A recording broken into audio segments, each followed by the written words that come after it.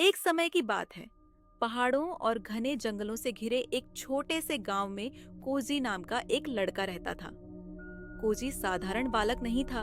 उसके मन में दुनिया के रहस्यों को जानने की गहरी जिज्ञासा थी। बचपन से ही वह जीवन के गहरे सवालों में उलझा रहता था।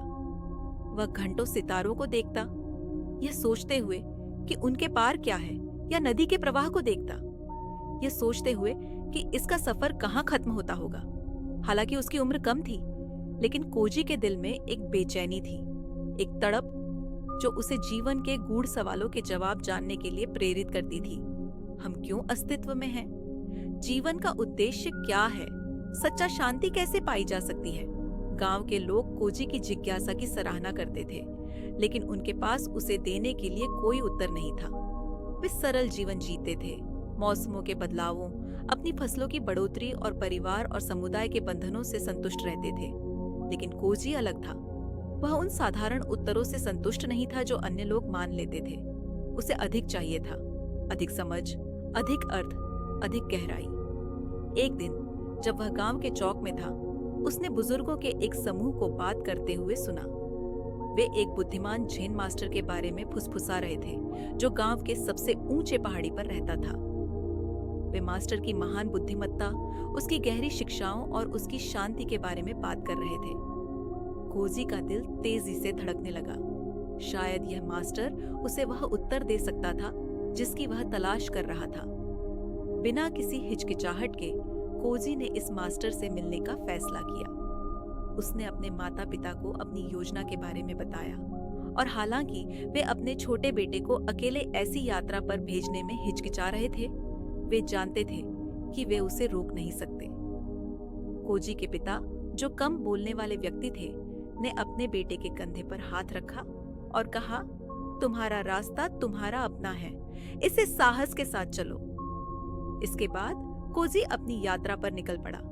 वह पहाड़ी, जो जैन मास्टर के मंदिर की ओर जाती थी, खड़ी और खतरनाक मानी जाती थी।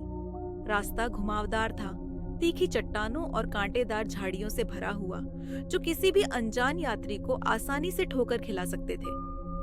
जैसे जैसे कोजी पहाड़ी चढ़ता गया, उसे कई चुनौतियों का सामना करना पड़ा। सूर्य उस पर बेरहमी से चमक रहा था, और पत्थरों से भरा रास्ता हर कदम को कठिन बना रहा था। कभी कभी उसे खुद पर संदेह होता, यह सोचते हुए कि क्या उसके पास शीर्ष तक पहुंचने की ताकत है। लेकिन कोजी दृढ़ संकल्पित था।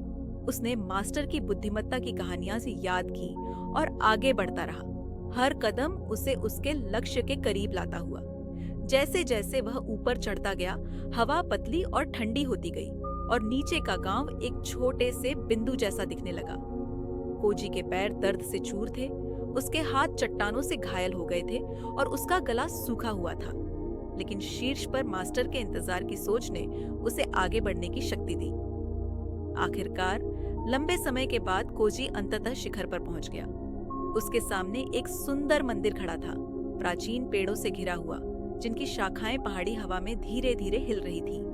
मंदिर साधारण लेकिन सुंदर था, लकड़ी के बीमों के साथ जो कई मौसमों का सामना कर चुके थे, और कागज की लालटेनें जो प्रवेश द्वार को हल्के से रोशन कर रही थी। वहां की शांति कोजी के दिल में गहरे तक उतर गई, और जब वह मंदिर के पास पहुंचा तो उसे एक गहरी शांति का अनुभव हुआ। एक मिश्रित उत्साह और घबराहट के साथ कोजी मंदिर के प्रांगण में प्रवेश कर गया। उसने झेन मास्टर को एक ध्यान बगीचे में बैठे हुए पाया, जो चेरी के फूलों और एक छोटे से तालाब से घिरा हुआ था, जिसमें कोई मछलियां तैर रही थी। मास्टर एक वृद्ध व्यक्ति थे, जिनका चेहरा शांत था और उनकी सफेद चादरें हल्की हवा में लहरा रही थी। उनकी आंखें ध्यान में बंद थीं, और कोजी उन्हें परेशान करने में संकोच कर रहा था। लेकिन जैसे ही मास्टर ने उसकी उपस्थिति को महसूस किया, उन्होंने अपनी आंखें खोली और कोजी की ओर एक दयालु मुस्कान के साथ देखा। स्वागत है युवा यात्री, उन्होंने कोमल आवाज में कहा। तुम्हें इस मंदिर में क्या लाया है? कोजी ने मास्टर के सामने गहरी नम्रता से झुकते हुए कहा, मास्टर, मैंने आपको खोजने के लिए लंबा सफर तय किया है। मेरे मन में जीवन, उद्देश्य और शांति के बारे में कई सवाल हैं। मैं जैन कैसे पा सकता हूँ? मास्टर ने कोजी की ओर देखा और उनकी आंखों में एक चमक दिखाई दी। वह लड़के की ईमानदारी और उसके भीतर की जलती हुई ज्ञान की इच्छा को देख सकते थे। चैन आसानी से प्राप्त नहीं किया जा सकता। मास्टर ने शांत स्वर में उत्तर दिया, यह एक यात्रा है जो समय लेती है। यदि तुम वास्तव में चैन पाना चाहते हो तो इसमें तुम्हें 10 साल लगेंगे। कोजी मास्टर के उत्तर से चौंक गया। 10 साल उसे एक अनंत काल जैसा लगा, लेकिन वह हतोत्साहित नहीं हुआ। इसके बजाय उसका दृढ़ संकल्प और भी बढ़ गया। मास्टर, उसने कहा, मैं कड़ी मेहनत करने को तैयार हूँ, पूरी तरह से अभ्यास में खुद को समर्पित करने को। यदि मैं ऐसा करूं तो मैं जन कितनी जल्दी पा सकता हूँ। मास्टर की मुस्कान गहरी हो गई और उन्होंने एक पल के लिए विचार किया, फिर उत्तर दिया, यदि तुम और भी कड़ी मेहनत करोगे तो इसमें तुम्हें 20 साल लगेंगे। कोजी की उलझन और बढ़ गई। जितना अधिक वह मेहनत करने का वादा करता, उतनी ही लंबी यात्रा लगती थी। लेकिन कोजी आसानी से हार मानने वाला नहीं था। मास्टर, उसने दृढ़ता से कहा, यदि मैं पूरी तरह से अभ्यास में लीन हो जाऊं, अपने पूरे अस्तित्व के साथ, तो इसमें कितना समय लगेगा?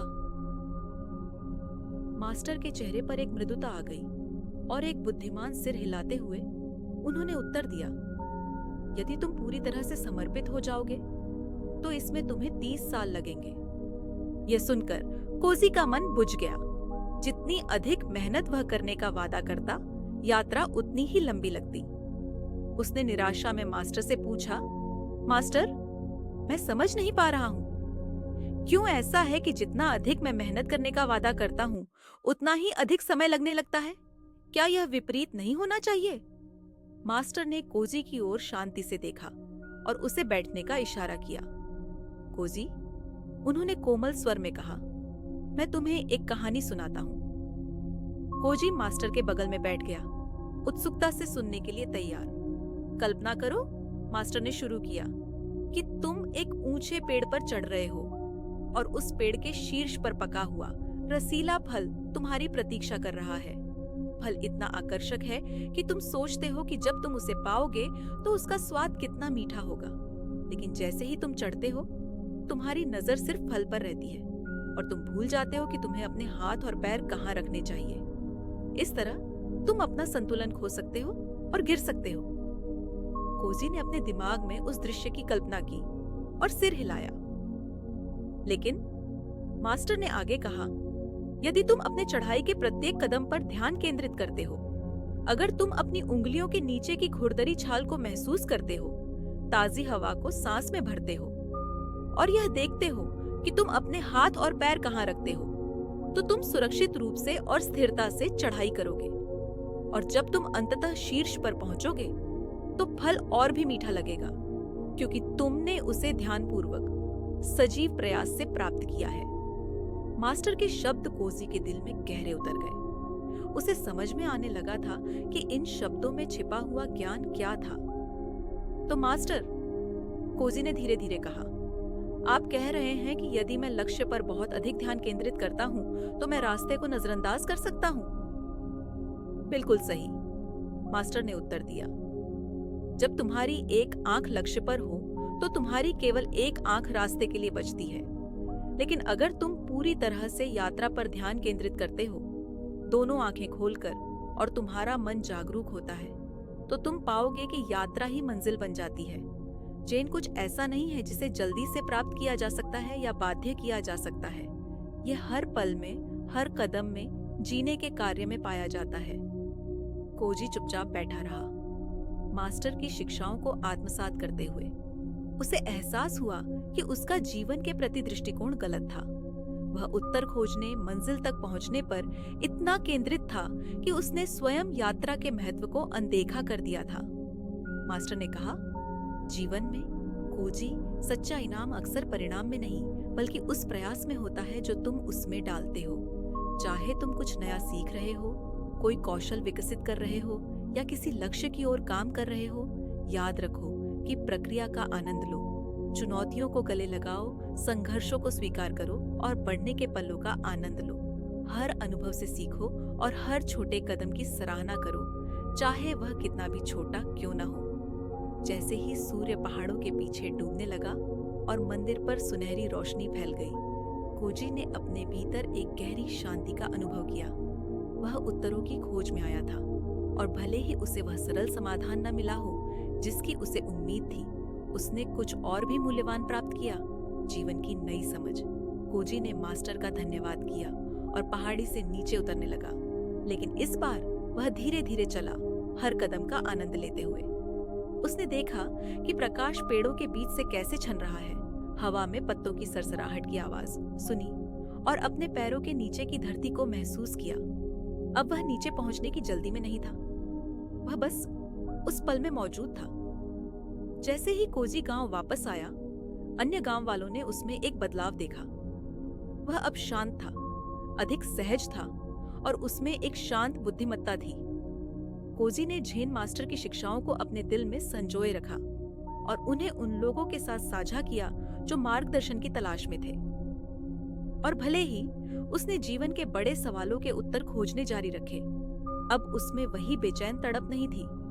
उसने यात्रा को गले लगाना सीख लिया था, ये जानते हुए कि सच्ची समझ मंजिल तक पहुंचने से नहीं, बल्कि हर दिन उस रास्ते पर चलते हुए मिलती है।